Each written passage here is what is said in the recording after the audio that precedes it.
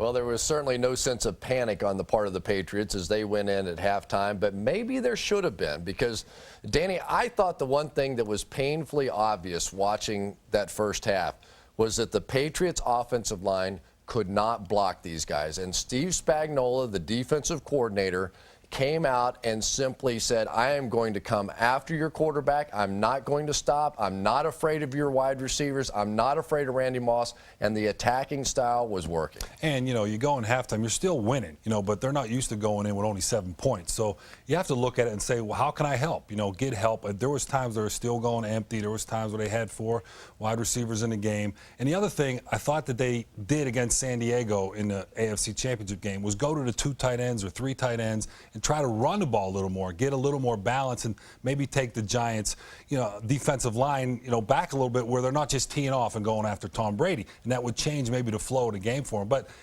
at the end of it all, they played that game the way they played. They didn't score a lot of points, but they still were the lead with 2 minutes left in the game. You know what really surprised me, Chris, as we do a little wide receiver talk here?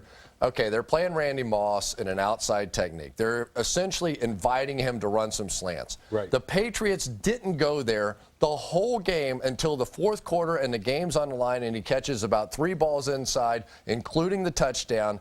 What would you have done to free up Randy Moss there in the first half? Well, for one, if they're going to put the title on you as a genius, you need to do more things for their most explosive player offensively. You cannot line Randy Moss on one side like Indianapolis does with Marvin Harrison and think that over the course of time, people were starting to figure out the puzzle. So what you have to do with Randy Moss is move him inside. They had Ross as the nickelback, who's 5'9", Randy's 6'4", and if they wanted to get Randy deep, the theory of getting him deep, the best way to do it is inside down the middle of the field where you can get on the safeties a lot quicker than outside. So I think they really messed that up. Another thing as far as the Giants, emotionally, it was more important for them this first half than it was week 17, where they played New England and played them very, very tough. For Eli, they go into halftime, even though they're down, with a lot of confidence that they could really knock off New England. All right, quickly, honestly, what were you thinking at halftime, 7-3?